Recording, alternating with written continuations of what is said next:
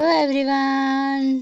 आज मैं एक्सप्लेन करने वाली हूँ बोन अपतीत का एपिसोड 11। तो हम देखते हैं कि राजा ने जियोन से अपने प्यार का इजहार कर ही दिया था, पर जियोन बोलती है कि मुझे माफ़ कर दीजिए, मैं ऐसा नहीं कर पाऊंगी क्योंकि एक ना एक दिन मुझे अपने युग में वापस जाना है, अपने पापा के पास, और फिर मेरा काम भी तो है जिसके लिए मैंने सालों तक इतनी मेहनत की है। तो इस युग में रह पाना मेरे लिए थोड़ा सा मुश्किल है। जिस पर राजा बोलता है, ठीक है मैं समझता हूँ, अगर तुम्हारा जाना इतना ही इम्पोर्टेंट है तो मुझे एक वचन दो कि जैसे तुम यहाँ से जाओगी तो एक ना एक दिन जब मुझे तुम्हारी ज़रूरत होगी तुम मुझसे मिलने वापस आओगी। तो जियोन बोलती है कि अगर मैं नहीं आ पाई तो राजा बोलता है ठीक है तो मैं खुद वहाँ तुमसे मिलने आ जाऊँगा। जियोन बोलती है ठीक है महाराज, मैं आपके पास ज़रूर आऊँगी, लेकिन मुझे भी आपसे एक वादा चाहिए कि आप कभी भी तानाशाह नहीं बनेंगे। और राजा बोलता है क्या तुम्हें अब भी मैं तानाशाह जैसा लगता हूँ? और उसकी तरफ स्माइल करता है और वह बोलती है कि प्लीज़ मेरी तरफ ऐसे स्माइल मत कीजिए क्योंकि आपको बुला के मुझे भविष्य में वापस भी तो जाना है। मुझे अपनी फीलिंग्स को दबा के रखना ही ज़्यादा बेहतर लग रहा है।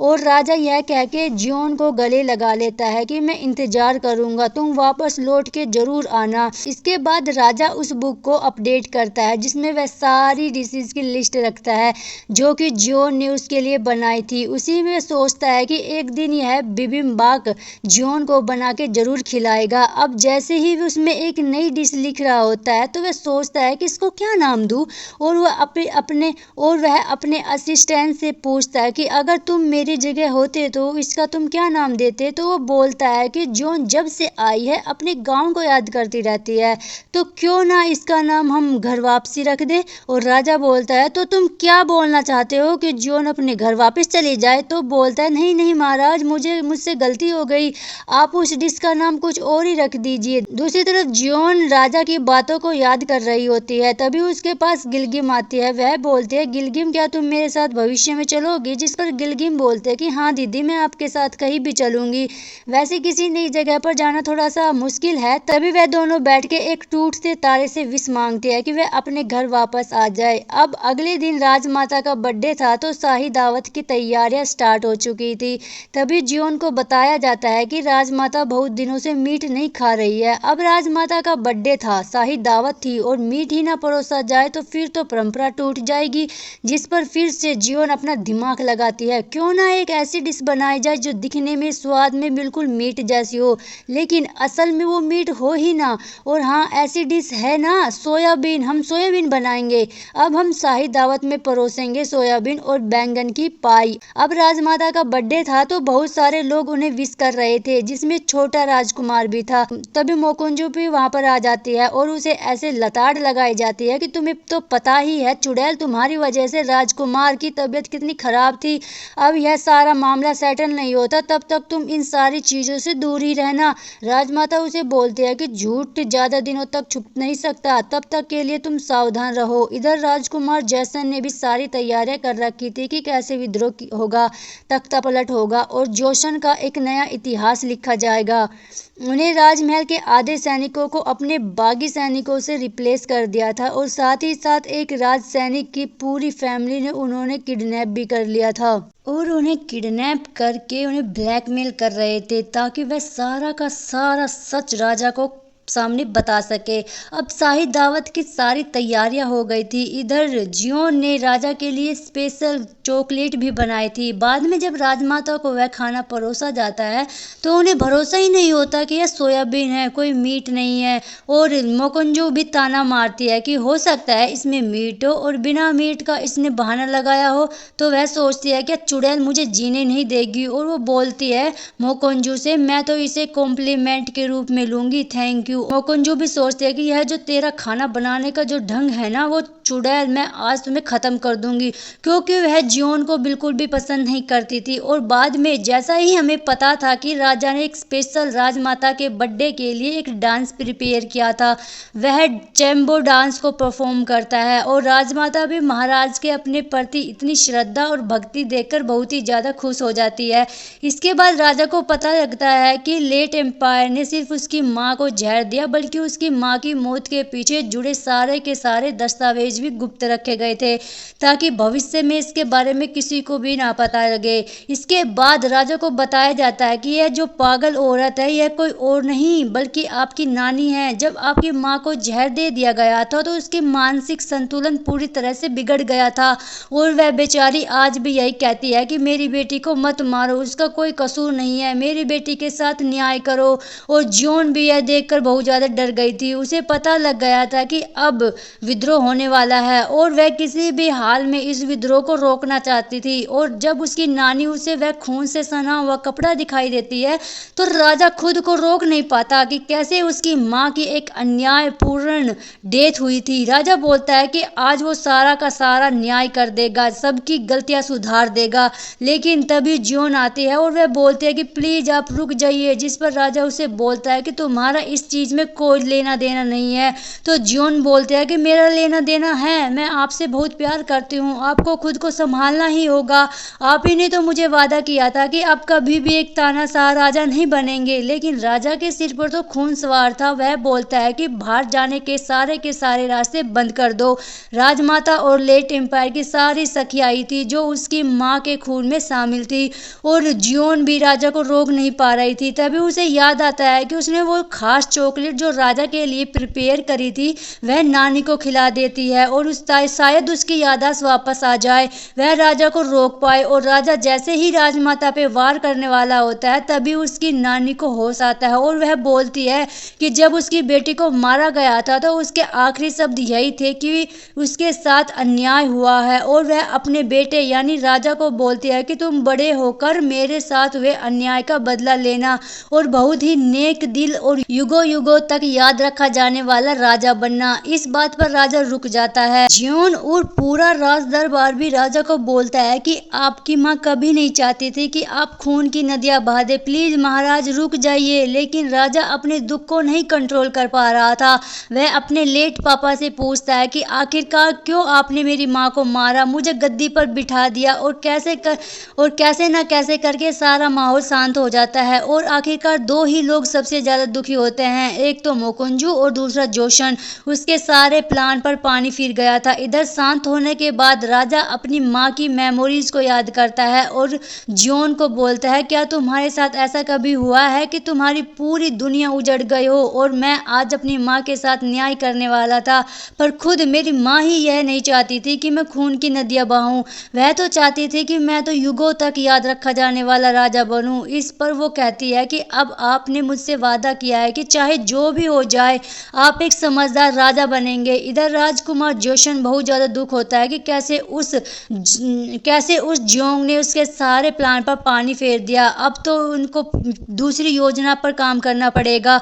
तभी जोंग से को यह पता लग गया कि सारी की सारी साजिश के पीछे राजकुमार जैसन था, लेकिन वो लोग जैसन को पकड़ लेते हैं। दूसरी तरफ राज दरबारियों को लग रहा था कि राजा की मां को मारने के बाद उसे गद्दी पर बिठाना हमारी गलती थी।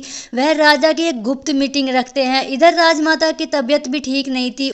रानी को सलाह देती है कि देखो आज तो हम जियोन की वजह से हम बच गए, क्योंकि वही एक है जिसकी बात राजा सुनता है।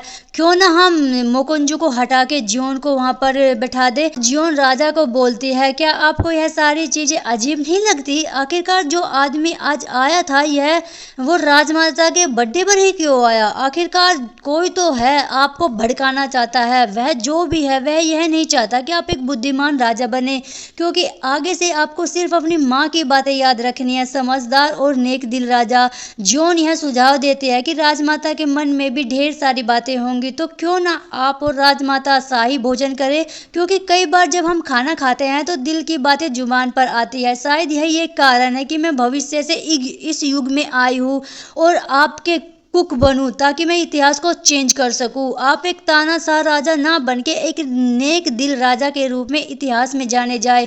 और आखिरकार वह राजा को मना ही लेती है कि राजा का शाही भोजन मैं राजमाता के कक्ष में पेश करूंगी। तभी जॉन बोलता है कि सारी भागम भाग के बीच में आपको एक इम्पोर्टेंट बात तो बताना भूल ही गई। मिंग डायनेस्टी के कुक बाइलोंग ने मुझे कहा था जैसे ही चीजों के किनारे साफ साफ दिखाई नहीं दे वैसे ही संकट के समय दरवाजे की कुंडी लगा के सोना चाहिए। लेकिन राजा को भी इस पहेली का मतलब नहीं समझ आता। इसके बाद जियोन शाही खाने की तैयारियां करते हुए सोचती है कि अगर आज विद्रोह होता तो राजा को गद्दी से हटा दिया जाता, लेकिन अगर राजमाता और राजा सुलह कर ले तो वे गद्दी पर बरकरार रहेंगे। दूसरी तरफ जेसन ने पूरे के पूरे विद्रोह की प्लानिंग कर ली थी। कैसे आज राजा जहाँ पे शिकार करने जाते हैं वही जगह उसकी कब्र बन जाएगी, लेकिन इसके लिए उन्हें जियोन को किडनैप करना होगा। साथ ही साथ उन्होंने इस पूरे के पूरे मामले में जोंगसे को फंसाने का डिसीजन लिया। जब राजमाता के मिलने की तैयारियां करता है तो राजकुमार जोशन का प्लान काम करता है।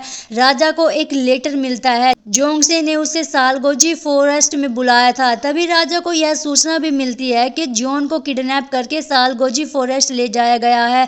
तब राजा को वह बात भी याद आती है कि चीजों के किनारे साफ दिखाई नहीं दे तो संकट में दरवाजे की कुंडी लगा के सोना चाहिए। जिसके बाद राजा तुरंत सालगोजी फॉरेस्ट के लिए निकल जाता है कि कैसे बागियों को वो मार कर उसको बचा लेगा। दूसरी तरफ मोकोंजू तैयार हो रही थी। वह बोलती है कि आज रात कोई स्पेशल मेहमान आने वाला है, तो इसके लिए हम तैयारियां शुरू करते हैं। हम देखते हैं कि एक इंसान को जिसने वही मुखौटा लगा रखा था जब राजा ने अपने डांस के टाइम में पहना हुआ था, और वह राजमाता के कमरे में एंटर करता है, जिससे राजमाता को लगता है कि यह महाराज है।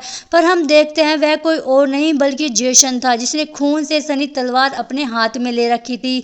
और वह राजमाता को बोलता है कि रानी को मारने के बाद तुम्हें अपने बेटे को राजा नहीं बनाना चाहिए था। उस सिंहासन का असली हकदार मैं हूँ, एक नेक दिल राजा मैं बनूंगा, ना कि कोई तानाशाह। और वह राजमाता को मार देता है। राजमाता बोलता है कि महाराज तुम्हें इसकी सजा जरूर देगा।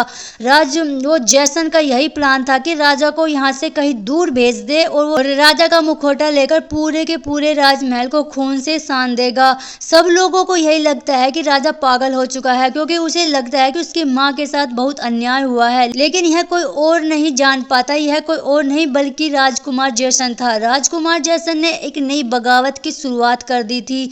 जेसन के लोग राजमहल के सारे वफादार लोगों को मार देते हैं, और राजमहल के इस सारे शोर से अनजान दूर हम राजा को देखते हैं सालगोजी फॉरेस्ट में। वो देखता है कि दूर सोंगजे को किसी ने पेड़ से लटका रखा है। राजा जैसे ही उसे बचाने की कोशिश करता है तो सोंगजे बोलता है आपको यहाँ से जाना होगा, जेसन ने आपके लिए जाल बिछाया है। और हम देखते हैं तभी कुछ लोग तीर से राजा पर हमला कर देते हैं, लेकिन राजा को वहां से हटा के खुद शाही सचिव उन सारे तीर को खुद अपने ऊपर ले लेता है, और वह सोंगजे वहीं पर मर जाता है। लेकिन राजा सोंगजे की डेथ को स्वीकार नहीं कर पाता। राजकुमार जेसन के रिबेल राजा पर हमला कर देते हैं, और सोंगजे के मरने के बाद राजा बहुत ज्यादा दुखी होता है। वह सोंगजे की मौत को स्वीकार नहीं कर पाता। दूसरी तरफ हम देखते हैं जियोंग को किसी और ने नहीं बल्कि गोंगिल ने किडनैप किया था, क्योंकि गोंगिल को इस बात की भनक लग गई थी कि राजकुमार जेसन विद्रोह करने वाला है।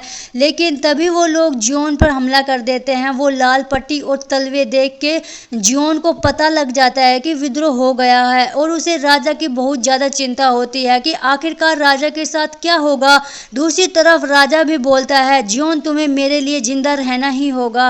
अर्थ होता है एपिसोड 12 यानी कि फाइनल एपिसोड। कुछ इस तरह से स्टार्ट होता है कि एक तरफ तो महाराज मुश्किल में फंसे हुए थे और उनके यहाँ युद्ध चल रहा था, दूसरी तरफ जियोन भी मुश्किल में थी, लेकिन गोंगिल ने अपने कुछ साथी अरेंज किए हुए थे जिनके थ्रू जियोन को वो बचा ही लेता है, उसे किडनैप नहीं होने देता। जियोन बहुत तड़पती है जब उसे पता चलता है कि बगावत स्टार्ट हो गई है। जियोन बहुत मुश्किल में थी। वह सोचने लगती है कि चाहे मैं जो भी कुछ कर लूं मैं हिस्ट्री को चेंज नहीं कर पाई।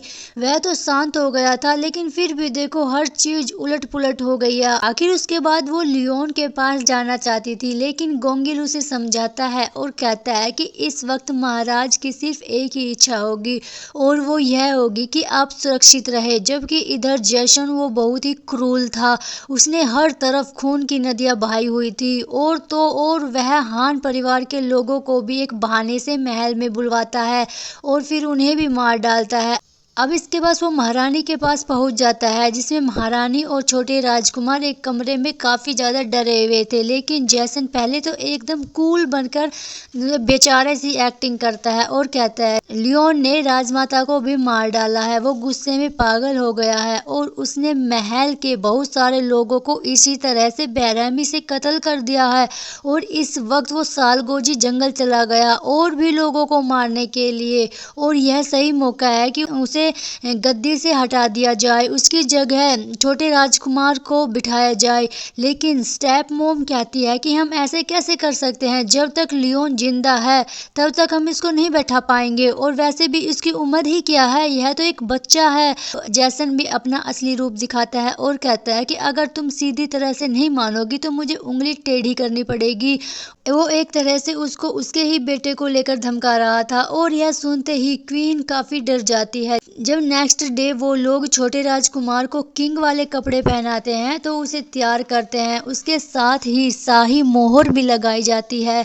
अब राजमाता तो रही नहीं, तो राजमाता की जगह उसकी मोम ने उसकी गद्दी संभाली हुई थी, और वह जोसन से कहने पर यही ऑर्डर लेती है कि इस वक्त जो सिचुएशन है उसकी वजह से ही लियोन को गद्दार करार देकर उसे यहाँ से हटा दिया जाए, उसकी जगह सारे लोगों को नया राजा छिनम्योंग होगा। और आखिर बस जोसन के आदमी मार्केट में जाते हैं और वहां पर अफवाह फैला देते हैं कि हर तरफ यही न्यूज फैला देते हैं कि यह लियोन तो काफी ज्यादा पागल हो गया था, वो काफी लोगों को उसने ऐसे करते हुए देखा था, लेकिन रात हो गया था, उसे राजमाता को मारा और महल के बहुत सारे पुराने लोगों को भी मार डाला, कुछ मंत्रियों को भी खत्म कर दिया। और इस जैसा पागल इंसान तख्त पर नहीं होना चाहिए, इसलिए उसे गिरा दिया गया है और उसकी जगह छिनम्योंग अब हमारा राजा बनेगा। एक्चुअली यह सारी जोशन की ही चाल थी, वो खुद तो तख्त पर बैठ नहीं सकता था ताकि उसके ऊपर कोई शक नहीं करता, इसलिए उसने छिनम्योंग को चुना।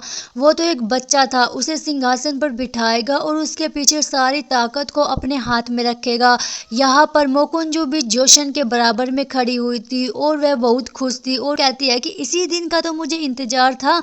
उधर गोंगिल ने बहुत सारी खबरें सुन ली थी और जाकर जियोन को बताता है। जियोन तो यह बिलीव करने से इनकार कर देती है, कहती है कि मैंने खुद अपने हाथों से खाना बनाया था। लियोन तो राजमाता से सुलह करने के लिए जा रहा था, वो उसे कैसे मार सकता है, यह सब एक साजिश है। और साथ ही साथ गोंगिल को यह भी खबर मिली थी कि सालगोजी जंगल में लियोन की लाश नहीं मिली, बल्कि वो अब तक मिसिंग हो गई है। यह सुनते ही जियोन उसे कहते हैं कि जब भी तुम महाराज को देखना तो उसे मेरी तरफ से यह दे देना, यह वही गिफ्ट था जो कि यह लियोन ने जियोन को पहली दफा दिया था।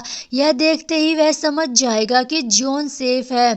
अब गोंगिल सबसे पहले तो शाही रसोई में जाता है, जहां पर गिलगिम सारे लोगों को बता रही थी कि किस तरह से जियोन फ्यूचर से आई थी, इससे तो बेहतर था कि वो भविष्य में वापस चली जाती, पता नहीं कहां पर तड़प रही होगी। यह सुनते ही बाकी सारे कुक भी हैरान रह जाते हैं, जबकि उधर जोसन अपनी चालें चल रहा था और उसे पावर का नशा आते ही जा रहा था। लेकिन और इस तरफ लियोन का जो रक्षक था वो उसकी बॉडी को तलाश रहा था, लेकिन उसको किंग मिल जाता है और किंग सही सलामत महल में पहुंच जाता है। उसे देखकर बहुत से लोग सैड हो गए थे। लियोन तो सभी लोगों के चेहरे से नकाब हटाना चाहता था, और यहाँ पर वो मोकुंजू को सजे धजे जशन के बाजू में देखता है तो कहने लगता है कि जो खंजर तुम आज तक तेज करती आए हो, एक दिन इसी से ही तुम्हारी मृत्यु भी होगी। और जैसन को कहता है कि तुमने मुझे मारने के लिए जगह गलत चुनी थी, सालगोजी जंगल वह तो मेरा दूसरा घर है, वहां पर मैं अक्सर शिकार के लिए जाता हूँ, वहां के चप्पे चप्पे से वाकिफ हूँ, इसलिए तो तुम्हारे आदमी मुझे खोज नहीं सके। अब उसके बाद वह जैसन के साथ बैठकर एक मीटिंग करता है।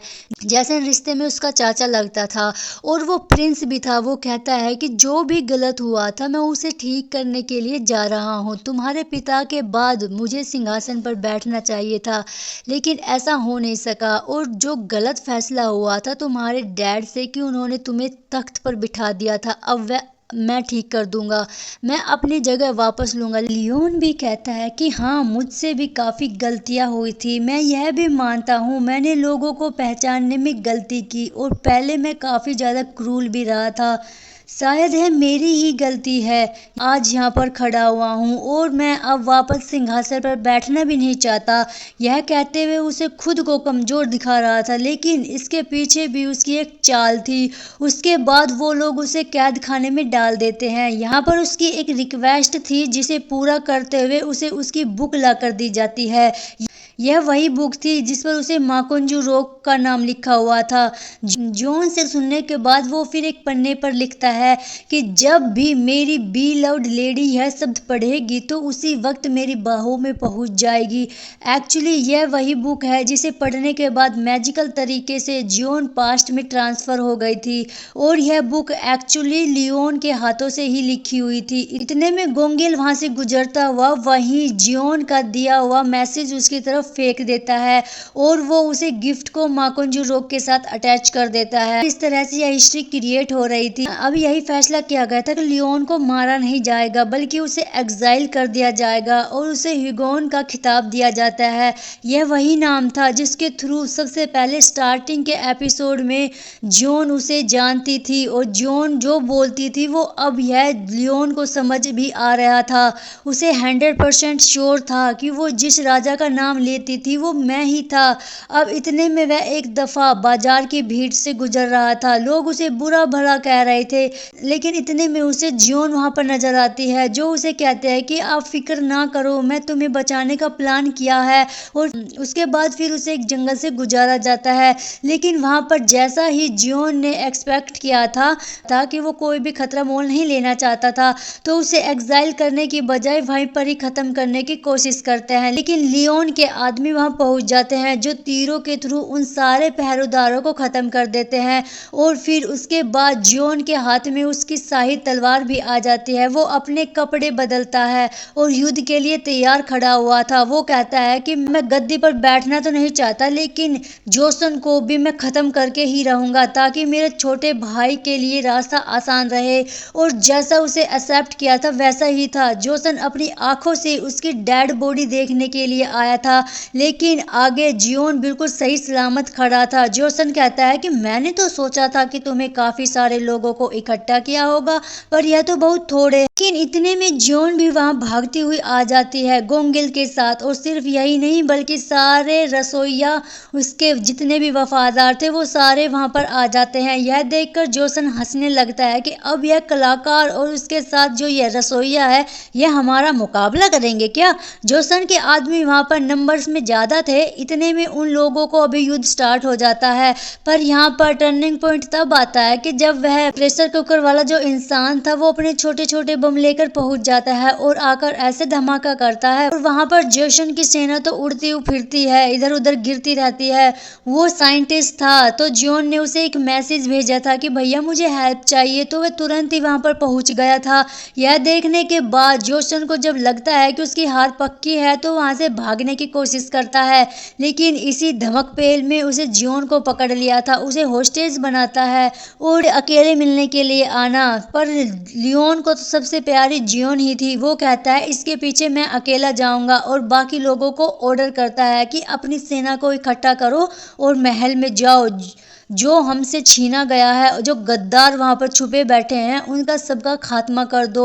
और फिर यही होता है कि महल में जिन लोगों ने बगावत की थी उनको सभी चुन चुन कर लोगों को मार दिया जाता है। और फिर इन द एंड मकुंजो की बारी आती है। सारे पहरेदारों को खत्म करने के बाद गोंगिल उसके कमरे में एंटर होता है। वो उसे देखकर कहता है कि तुम ही ने जिसने मेरी दीदी को मरवाया था और आज तुमसे बदला लेने का समय आ चुका है। मोकुंजो को पता था कि मेरी मौत पक्की है, लेकिन वो कहती है कि तुम्हारी औकात नहीं, मुझे मारो, और अपना खंजर निकालती है। वो खुद को खुद ही खत्म कर लेती है, लेकिन उसकी जान अभी निकली नहीं थी। गोंगिल आगे बढ़ता है और कहता है कि तुम्हारी जान मेरे वार से ही निकलेगी। और फिर इसी तरह से फाइनली गोंगिल की सिस्टर का बदला पूरा होता है। उसके भी मन को शांति मिल जाती है। अब इधर जोसन एक जगह पर था कुछ पहरेदारों को लिए हुए जो कि बहुत ही माहिर थे, और किंग भी वहां पहुंच जाता है। यह ऑफ कोर्स उसकी ट्रेनिंग बहुत अच्छी थी और वो उन पहरेदारों को बहुत अच्छे से लड़ता है। यहाँ पर काफ़ी देर तक फाइट चलती रहती है और इतने में एक तलवार लगती है जिसके बाद उसके कपड़े फट जाते हैं और उसके अंदर से माकुंजू रोक बुक निकलती है और वो नीचे गिर जाती है। जियोन भी किसी तरह से खुद को छुड़ाती है और वहाँ पर गिरी हुई बुक को देखती है तो उसे उठाकर उसे पता चल जाता है कि एक्चुअली यह बुक तो ये किंग के हाथों से लिखी हुई थी। उसने उस बुक की कुछ झलक ही देखी थी, उसमें वाकई रेसिपीज लिखी हुई थी, लेकिन तब उसे यह नहीं पता था कि मैं पास्ट में जाकर यही रेसिपीज बनाऊंगी। और आखिरी पन्ने पर वही लिखा हुआ था कि जैसे ही मेरी बी लव्ड यह पढ़ेगी तो मेरी बाहों में पहुंच जाएगी। बस उसने यही पढ़ा था कि वहां पर उस पर अटैक करते हैं तो किंग अपनी तलवार दूर से फेंककर उसको मार देता है। अब वो खाली हाथ तो गया था जियोन को बचाते बचाते। अब जैसन उस पर हमला करने के लिए आगे बढ़ता है तो जियोन आगे आती है तो वो वार जियोन को लग जाता है। अब लियोन ने जेसन को घायल तो कर ही दिया था लेकिन वो बहुत तड़प रहा था। वो उससे कहती है कि मेरा कभी भी मन नहीं था कि मैं वापस जाऊं, लेकिन मुझे लगता है कि मैं जाने लगी हूं। और उसके साथ ही उस बुक के वर्ड्स कुछ मैजिकल ही करने लगते हैं और इन द एंड जियोन वहां से ट्रेवल करती हुई जियोन के हाथों से निकल जाती है और ऊपर उड़ने लगती है। वो बस रोता ही रह जाता है, वो तड़पता है, उस बुक को उठाने की कोशिश करता है और इसी बीच उसका एक पन्ना भी फट जाता है जो कि हमने स्टार्टिंग में भी देखा हुआ था, फटा हुआ था। और फिर जब माकुंजू रोग वहां से गायब हो जाती है और लियोन भी यह खाली हाथ रह गया था, उसके पास सिर्फ एक पन्ना बचा था। वो गुस्से से नफरत से पागल हो रहा था और इसी बीच जोसन को वह खत्म कर देता है हमेशा हमेशा के लिए। इसी युद्ध को खत्म करके वह हार कर गिर जाता है और जबकि जियोन तो दूसरी दुनिया में ट्रांसफर हो चुकी थी। वो एक हॉस्पिटल में एडमिट थी। वो देखती है तो उसे सपना लगता है, लेकिन फिर उसकी जो चोट थी जो जैसन ने मारी थी वो रियल थी और उसके बैग में वही माकुंजू रोग भी पड़ी हुई थी। वो वापस जाना चाहती थी लेकिन उसके डैड पहुंच जाते हैं। हॉस्पिटल से ठीक कराने के बाद उसको घर ले आते हैं। वह सबसे पहले अपनी माकुंजू रोग खोलती है और कहती है कि मुझे अभी ही उसके पास वापस जाना है। और पहले तो वो इंटरनेट पर चेक करती है तो पता चलता है कि उसकी बॉडी अब मिली ही नहीं, वो मिसिंग हो गया। वो बार बार उन्हीं मैजिकल शब्दों को पढ़ने की कोशिश करती है, जगह भी बदलती है, बाथरूम में जाकर भी पढ़ती है, पर वो तो ट्रांसफर हुई नहीं थी। तो वो थक जाती है और सोचती है कि महाराज ने मुझसे वादा किया था कि अगर तुम मेरे पास ना आ सकी तो फिर मैं खुद तुम्हें तलाश करूंगा और तुम तक पहुंच जाऊंगा। वेल, अब इसी इंतजार में एक महीना बीत जाता है और जियोन को कोई काम पर बुलाता है। वो उसके जान पहचान वाला एक बहुत बड़े होटल का मैनेजर था जो कि उस वक्त मुश्किल में था। उसे वहां पर एक मिसलेनियन स्टार वाला शेफ चाहिए था ताकि उनके होटल को एकदम चकाचक कर दे। और जियोन का तो मन ही नहीं था, लेकिन फिर जब वह दोबारा किचन में देखती है तो उसका दिल करता है कि काम फिर से स्टार्ट किया जाए, शायद इसी तरह से मेरा मन बदलेगा। वह उसको यस कह देती है और फिर उसके बाद उसको टीम से मिलाया जाता है। यह देखकर तो हैरान हो जाती है, जो पास्ट लाइफ में जो उसके साथ कुकिंग में काम करते थे वो अब यहाँ भी है। वो गिलगिम भी थी पर वो लोग उसे पहचान ही नहीं रहे थे। लियोन बहुत खुश होती है और कहती है कि देखना हम लोगों की बहुत अच्छी बनने वाली है। और फिर वो दिल से वहां पर अपना काम स्टार्ट कर देती है और वही रॉयल क्यूजीन को एक नए ढंग से मॉडर्न अंदाज में प्रेजेंट करती है। और बस वो बहुत ज्यादा फेमस हो गई थी और उनका रेस्टोरेंट भी बहुत ज्यादा तरक्की कर रहा था। एक दिन वहां पर एक आदमी खाना खाने के लिए आता है जो कि कोई और नहीं बल्कि सोंगजे ही था। और अब भी उसके नखरे और उसकी आदतें बिल्कुल पहले जैसी ही थी। खाना उसने चखा ही नहीं था और उसमें गलतियां निकाल रहा था। इसी बात पर जियोन उसे देखती है तो हैरान रह जाती है, उससे लड़ने भी लगती है कि इंसान की फितरत नहीं बदलती चाहे जो भी हो जाए। और फिर उसे पीछे से आवाज आती है जो उसे कह रहा था कि खाना चखे बगैर कोई इसमें कैसे कमी निकाल सकता है। और फाइनली वहां पर हमारा हीरो लियोन भी पहुंच गया था और आते ही उसके रंग ढंग अंदाज वही महाराज वाले थे। वो उसको धमकी देता है, अगर तुमने ज्यादा बकवास की तो मैं यहीं पर तुम्हारी गर्दन तलवार से उड़ा दूंगा। और जियोन भी उसे देखकर ही कहती है महाराज, और वह भी कहता है कि हाँ मैं आ गया। उसने वचन जो दिया था, अब महाराज झूठा वादा तो नहीं कर सकते थे। और बस इसी के साथ जियोन उसे हक कर लेती है और वो पीछे मुड़ता है और उसे किस कर लेता है। अब उनकी लव स्टोरी मॉडर्न वर्ल्ड में पहुंच चुकी थी, यानी बहुत खुश नजर आती है। और नेक्स्ट डे ही लियोन अपने हाथों से बिबिम्बाप बनाता है, जो कि उसने प्रपोज करते हुए वादा किया था, वो अपने हाथों से भी खिलाता है और कहता है कि महाराज के हाथ का खाना सबको नसीब नहीं होता। जॉन उससे बहुत पूछती है कि तुम मेरे पीछे आए कैसे, मुझे ढूंढा कैसे, लेकिन वो उसे कहता है कि यह बहुत लंबी कहानी है, किसी दिन टाइम पर सुनाऊंगा। और बस बात यही थी कि जैसे भी पहुंचा, लेकिन वह दोनों ही इकट्ठे रहे थे।